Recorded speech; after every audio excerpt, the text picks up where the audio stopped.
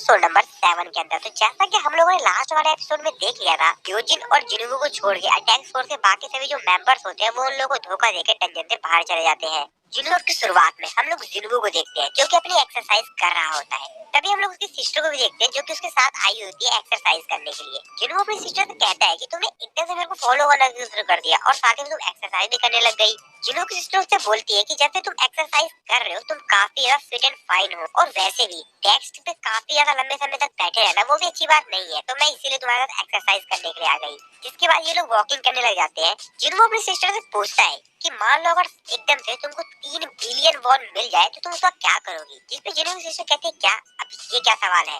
इसके बाद जिनवू की सिस्टर को बोलती है कि शायद मैं उसको बैंक में डिपॉजिट कर दूंगी या कोई नया घर ले लूं।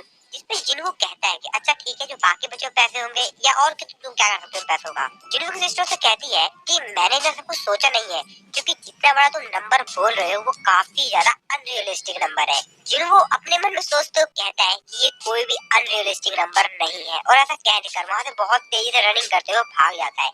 उसकी सिस्टर उसको रोकती है, कहती है ब्रदर रुको रुको, अरे मेरे तो रुको, लेकिन जिनवू काफी ज्यादा तेजी से रनिंग करते हुए आगे भाग जाता है। जिनवू की सिस्टर वहीं पे थक जाती है और कहती है कि हंटर तो हंटर ही है। रास्ते में रनिंग करते हुए जिनवू अपने मन में सोच रहा होता है वही बात जो कि कैफे के अंदर उसको यो जिन ने कहा था। कैफे में जब यो जिन ने जिनवू को वो पेपर्स दिखाए थे जिसको देखकर जिनवू काफी ज्यादा शॉक हो गया था, तो हम लोग को उसके आगे की कहानी बताई जाती है। तो यो जिन जिनवू को बताता है कि ये वो बिल्डिंग है जिसको कि हम लोग बनाने वाले हैं, और हमारा प्लान ये है कि हम इस बिल्डिंग को as a guild office use करें, और जो इसका एस्टिमेटेड प्राइस है वो 3 बिलियन है, लेकिन हाँ बाद में ये बढ़ भी सकता है। जिनवू अपने मन में सोच तो कहता है 19 बार सी रैंक रेट्स को करने के लिए 3 बिलियन की बिल्डिंग। सांग जिन हू जिन यू से कहता है तो तुम रेट्स को करने के लिए 3 बिलियन की बिल्डिंग। सांग जिन हू जिन यू से कहता है तो तुम ये कह रहे हो कि एक स्मॉल इन्वेस्टमेंट है जब तक कि तुम गिल्ड मास्टर नहीं बन जाते। यूजिन कहता है कि हाँ सर यही बात है। जिनवू अपने मन में सोच तो कहता है कि आखिरकार मेरे को अब क्या करना चाहिए।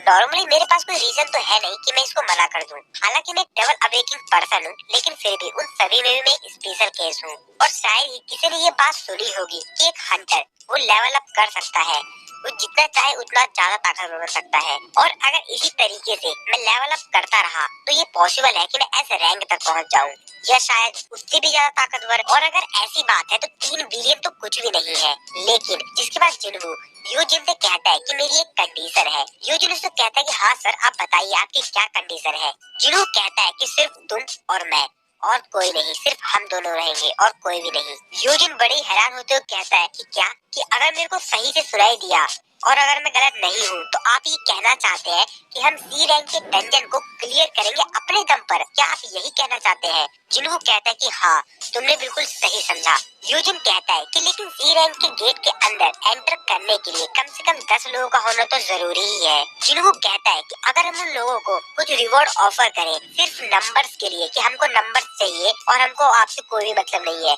तो मेरे को लगता है कि कोई भी मना नहीं करेगा, और हम लोग वही मेथड इस्तेमाल करेंगे जो कि वोंग डोंग सुक ने किया था। यूजिन कहता है कि लेकिन सर ये काफी ज्यादा खतरनाक नहीं हो जाएगा। सांग जिनवू कहता है कि नहीं, सिर्फ तुम और मैं, हम दोनों ही, और देखा जाए तो ये सही है, मेरे को इसमें कोई भी दिक्कत नहीं है क्योंकि कोई दूसरा इसमें इंजर्ड नहीं होगा।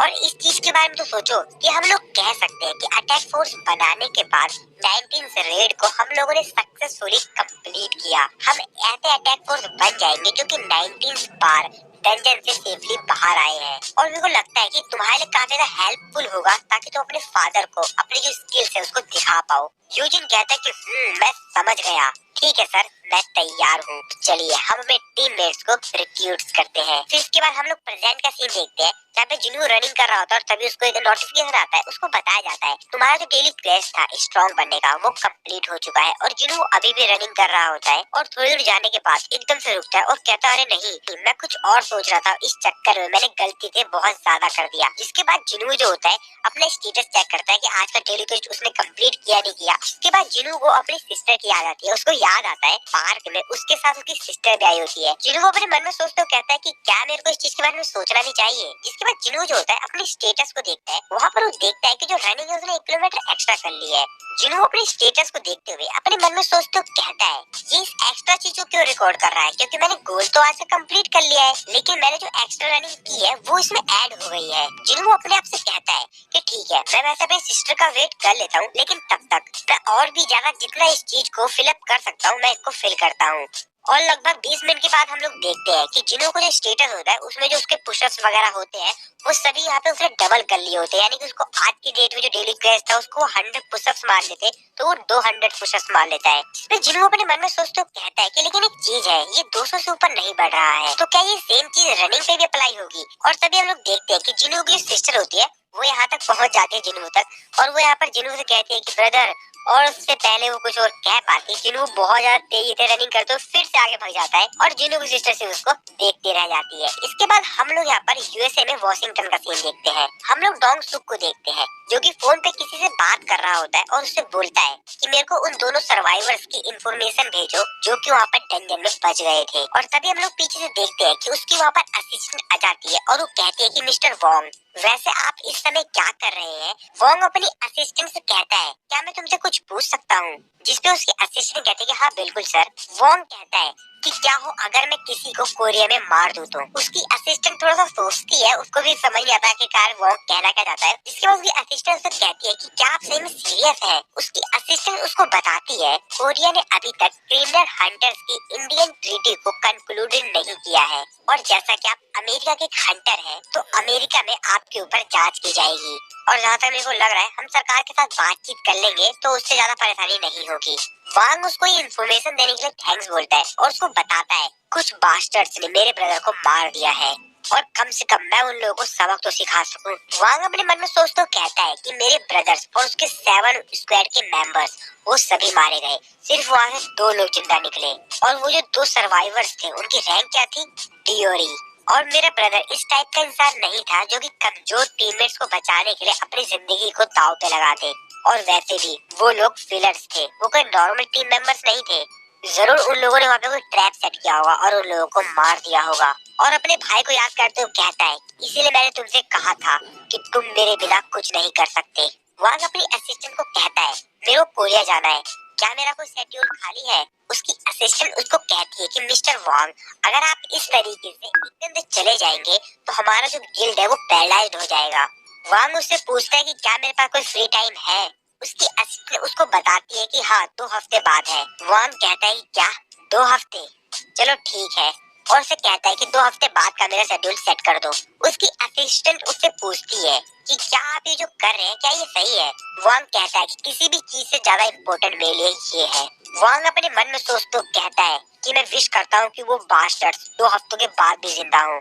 और उसको जिनवू और योजिन इन दोनों का डिटेल्स मिल गई होती है और उनको देखते हुए कहता है कि डी रैंक का हंटर योजिन और ई रैंक का हंटर सांग जिन वू। इसके बाद अगले सीन में हम लोग सांग जिन वू को देखते हैं जो कि अपने जेब में से एक नए आइटम को निकालता है और जिनवू कहता है डेली क्वेस्ट को दुगना कंप्लीट करने के बाद जो डेली क्वेस्ट होता है वो एक हिडन क्वेस्ट में बदल जाता है। हम लोग को उसकी स्टेटस विंडो दिखाई जाती है डेली क्वेस्ट, वो उसने दुगने कर दिए होते हैं और इसीलिए इसको यहाँ पर एक हिडन क्वेस्ट मिला होता है। और इसके बाद जिनवू के पास यहाँ पर जो आइटम होता है उसके बारे में बताया जाता है। तो जिनवू के पास ये जो आइटम है इसका नाम डेमोन कैसल की है जो कि एस क्लास की है। ये आपको अलाउ करती है कि आप एंटर कर सकते हैं डंजन के अंदर जो कि एक डेमोन कैसल होता है। जिनवू उस की को देखते हुए कहता है कि मैं ये एक्सपेक्ट कर रहा हूँ कि मेरे को यहाँ पर बेटर रिवॉर्ड में, पर क्या मेरे को इससे एस क्लास आइटम्स मिलेंगे। जिसके बाद जिन्होंने हम लोग को बताता है हिडन क्वेस्ट तभी मिलता है जब डेली क्वेस्ट को हद से ज्यादा कर दो। तो जिन्हों कहता है कि जैसा कि मेरे को डंजन एंट्री की मिल चुकी है वैसे मेरे पास कोई चॉइस तो है नहीं, चलो फिर भी मैं इसके अंदर ही चलता हूँ अब। जिसके बाद जिन्हों उस डंजन के अंदर एंटर कर जाता है। जिन्हों उस डंजन की तरफ देखता है और अपने मन में सोच तो कहता है कि अगर डंजन की डिफिकल्टी उसके की के बराबर है तो मेरे बचने के चांस 0 है।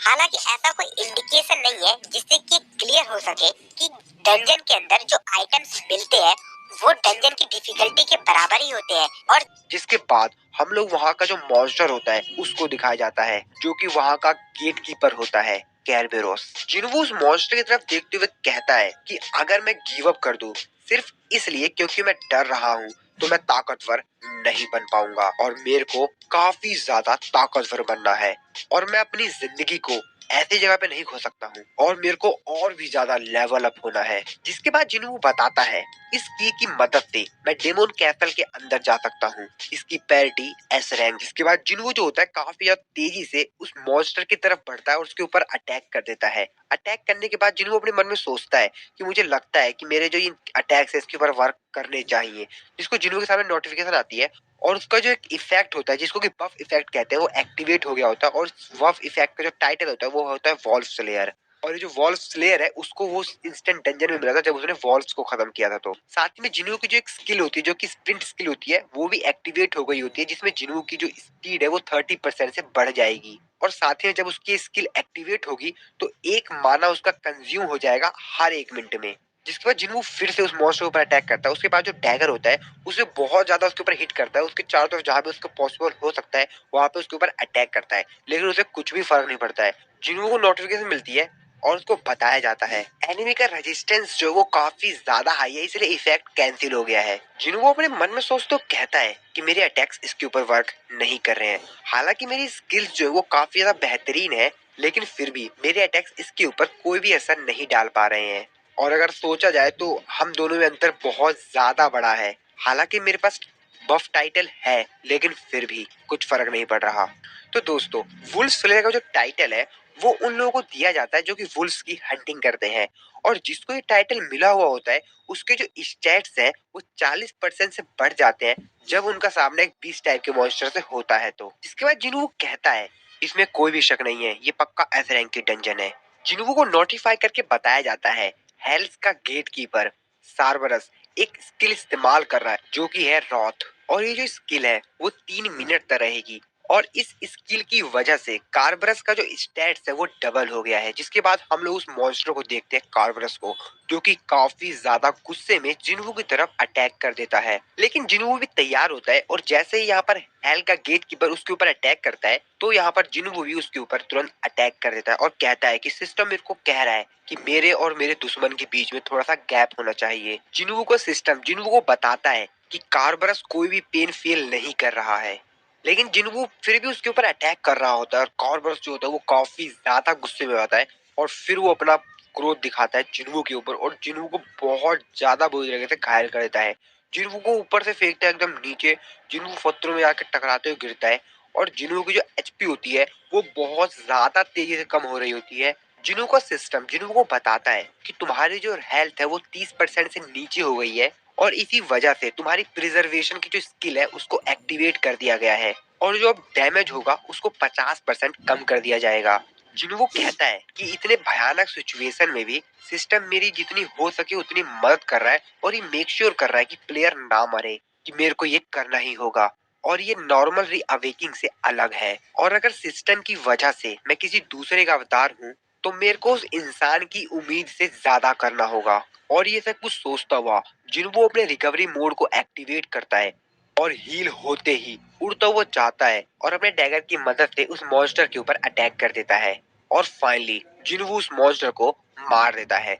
जिन्हों सिस्टम उसको बताता है कि तुमने हेल्थ के गेट कीपर सैरबरस को खत्म कर दिया है। जिसके बाद जिन्हों को नोटिफिकेशन आता है और बताया जाता है कि तुम्हारा लेवल अप हो गया और जिन्हों काफी तेजी से लेवल अप हो जाता है। जिसके बाद जिन्हों उस मॉन्स्टर की जो डेथ बॉडी पड़ी हुई होती है उसकी तरफ देखते हुए बोलता है और उसको थैंक्स कहते हुए कहता है तुम्हारी वजह से मेरे को मेरा लेवल पता चल गया। जिसके बाद जिन्हों कहता है कि अगर मैंने कैसल के गेट को अभी खोला तो मैं शायद मर जाऊं, बस मैं थोड़ा सा और स्ट्रॉन्गर बन जाऊं, मैं फिर से वापस आऊंगा। जिन लोगों को यहाँ पे काफी सारे आइटम्स मिले होते हैं तो उनमें जो पहला आइटम होता है वो होता है वार्डन्स नेकलेस, दूसरा होता है कैसल डोर की और तीसरा होता है उस मॉन्स्टर का फैंग। इसके बाद अगले सीन में हम लोग एक दूसरी जगह का सीन देखते हैं जहाँ पर एक आदमी ने हंटर एसोसिएशन के एक एम्प्लॉय को बुलाया हुआ होता है। वो एम्प्लॉय बोलता है कि तुमने मेरे को यहाँ पर किस लिए बुलाया है।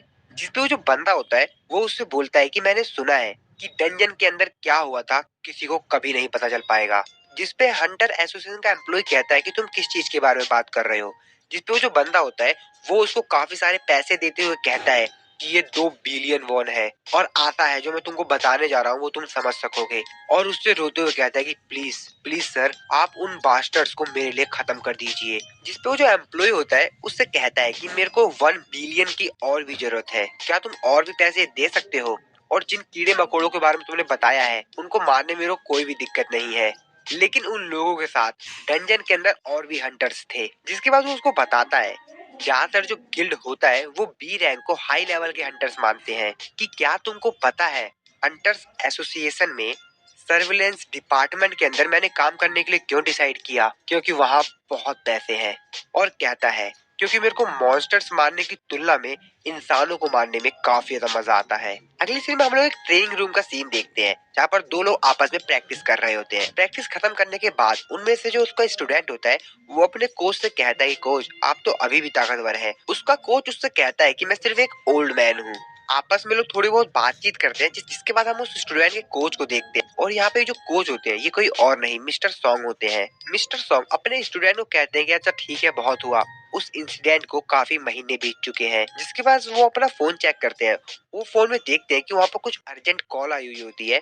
जिसके बाद यहाँ पर जो स्टूडेंट होता है वो अपने कोच से पूछता है कोच क्या सच में आप रिटायर होने वाले हैं? उसका कोच कहता है और मैं इस दुनिया की मदद करना चाहता हूँ ताकि जब मैं इस दुनिया को छोड़ के जाऊँ तो ये एक बेटर प्लेस बन चुका हो। जिसके बाद मिस्टर सॉन्ग जो होते हैं अपने स्टूडेंट से पूछते हैं कि बुरा मत मानना पर मैं तुमसे क्या एक चीज पूछ सकता हूँ? आखिरकार तुम जैसे एस रैंक का हंटर मेरे से तलवारबाजी क्यों सीखना चाहता है? जिस पर उनका स्टूडेंट को जवाब देते हुए कहता है क्योंकि मैं अभी भी तलवारबाजी उतने बेहतरीन तरीके से नहीं कर पाता हूँ। और हाँ दोस्तों और हमको यहाँ पर जो उनका स्टूडेंट है को इसका फेस नहीं दिखाया गया है। अब मेरे को पक्का नहीं पता है शायद ये सांग जिन वो हो सकता है। इसके बाद मिस्टर सॉन्ग जो होते हैं वहाँ से बाहर आ जाते हैं। अपने मन में सोचते हुए कहते हैं कि इस बार मेरे को डी रैंक के डंजन में जाना है। मिस्टर सॉन्ग कहते हैं मेरी जो तलवार है वो मैजिक बीस्ट के अगेंस्ट वर्क नहीं करती है क्योंकि मेरी जो फिजिकल एबिलिटी है वो उतनी ज्यादा बेहतरीन नहीं है जब से कि मैं अवेक्ड हुआ हूँ। आखिरकार मेरे जैसा स्वॉर्ड मैन एक मेज की तरह अवेक्ड क्यों हुआ? मैंने अपनी जिंदगी के काफी समय बिता दिए लेकिन डंजन के अंदर ये सब यूजलेस है और इस चीज के लिए जरूर कोई रीजन होगा। मिस्टर सॉन्ग जब कुछ सोच ही रहे होते हैं उनके बगल में से एक बंदा जाता है जिसको देखने के बाद मिस्टर सॉन्ग कहते हैं अरे सुनो। और जैसे ही यहाँ पर उसका फेस देखते हो काफी ज्यादा हैरान हो जाते हैं। वो कहते हैं कि ऐसा हो ही नहीं सकता है क्योंकि सामने जो उनके होता है वो कोई और नहीं सांग जिन वू होता है। सांग जिन वू मिस्टर सॉन्ग को देखते हुए कहता है कि मिस्टर सॉन्ग और उसकी तरफ देखते हुए कहते हैं तुम जैसे कमजोर लड़का इस तरीके से बदल गया कुछ ही महीनों में ऐसा कैसे हो गया और आखिरकार तुम्हारे साथ हुआ क्या? और तभी मिस्टर सॉन्ग सांग जिनवू का लैग देखते हुए कहते हैं एक मिनट तुम्हारा लैग कटा नहीं था क्या? जिनवू कहता है कि जब मैं बेहोश होकर उठा तो मैंने देखा कि ये वापस से बढ़ गया।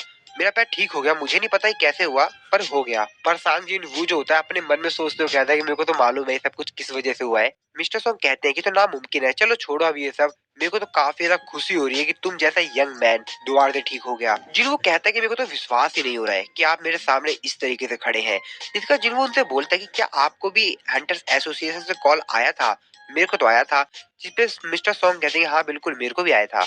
मिस्टर सॉन्ग जिन लोगों के साथ आज रेड पे जाने वाले हैं उन लोगों की तरफ देखते हुए कहते हैं अरे तुम लोग लगता है आज कोई स्पेशल डे है क्योंकि मिस्टर सॉन्ग जिन लोगों के साथ रेड पे आज जाने वाले हैं उनमें से ज्यादातर जो लोग हैं वो वही ओल्ड मेंबर हैं जो कि स्टैचू डंजन में भी थे। और यहाँ पर जूही भी आई हुई होती है। जूही जिन्वू को देखते हुए कहती क्या जिन्वू? जिन्वू यहाँ पर बाकी सभी और लोगों को भी देखे काफी ज्यादा हैरान होता है। कहता अच्छा आज यहाँ पर सभी लोग आए हैं। मिस्टर सॉन्ग बताते हैं कि मिस्टर किम हम सभी लोगों को वहाँ पर छोड़ के चले गए थे। उसके बाद बाहर जाकर उनको काफी ज्यादा पछतावा हुआ और उनको काफी ज्यादा बुरा लगा इस बात के लिए। और मैं भी सांग जिन वू को वहाँ पर अकेला छोड़कर आ गया। मुझे इस बात के लिए कोई भी प्राउड नहीं है पर मेरे पास कोई दूसरी चॉइस भी नहीं थी। अगर मैं ऐसा नहीं करता तो हम सभी मारे जाते। जूही जिन्वू को देख कर तो यहाँ पे काफी ज्यादा हैरान होती है। वो जिन्वू से बोलती है कि जिन्वू क्या ये सच में तुम ही हो ना? तुम काफी ज्यादा बदल गए हो। इसके बाद जिन्वू कहती है कि मैं तुमको काफी ज्यादा ढूंढने की कोशिश की और उसकी हाइट को देखते हुए कहती है अरे तुम तो काफी ज्यादा लंबे भी हो गए हो। और उसके पैर को देखते हुए कहती है अरे तुम्हारा तो पैर भी ठीक हो गया। और तभी हम सामने में एक गाड़ी में से काफी सारे लोगों को निकलते हुए देखते हैं। असल में क्रिमिनल्स होते हैं जो कि हंटर्स को कुछ बोल रहे होते हैं। और तभी पीछे से सर्विलेंस टीम का एक मेंबर आता है जो कि इन लोगों पर चिल्लाते हुए कहता है कि चुप रहो इडियट्स, ये कोई पिकनिक नहीं है। उनमें से जो एक क्रिमिनल होता है वो जूही इधर देखते हुए कहता है कि आज हम लोग भी तुम लोगों के साथ रेड पर जाने वाले हैं। और तभी वहाँ पर यूजिन आता है। यूजिन उन सभी लोगों से सॉरी बोलता है लेट होने के लिए, जिसके बाद वो बोलता है कि मिस्टर सांग जिनवू और मिस्टर सॉन्ग चियूल, आप दोनों ही हंटर्स है ना जो आज ड्यूटी पर है। मिस्टर सांग उससे बोलते हैं कि रुको रुको, यहाँ पर चल क्या रहा है। जिसपे वो कहता है अच्छा आप उन लोगों की बात कर रहे हो क्या, जिसके बाद वो बताता है कि वो लोग क्रिमिनल्स हैं, लेकिन आप लोगों को चिंता करने की जरूरत नहीं है। एसोसिएशन सर्विलेंस टीम में से एक हंटर भी जाएगा हमारे साथ, मिस्टर कैंग। तो आप लोगों को चिंता करने की जरूरत नहीं है, क्योंकि बाकी सभी जो प्रिजनर्स हैं उनकी सी रैंक है और मिस्टर कैंग की रैंक बी है। और जैसा कि बी रैंक डंजन को क्लियर करने के लिए हम लोगों को लगभग 10 सी रैंक के हंटर्स चाहिए होंगे। जिसपे जिनवू जो होता है वो कहता है कि मेरे को अच्छी फीलिंग नहीं आ रही है, और वो जूही से कहता है कि जूही तुम आज मत जाओ रेड पर। जिसके बाद जो दूसरा बंदा होता है वो कहता है कि तुम्हारा क्या जिनवू, तुम नहीं जाओगे क्या, तुम क्या करना चाहोगे। जिनवू कहता है कि मैं जाऊंगा। और इसी के साथ हमारा ये वाला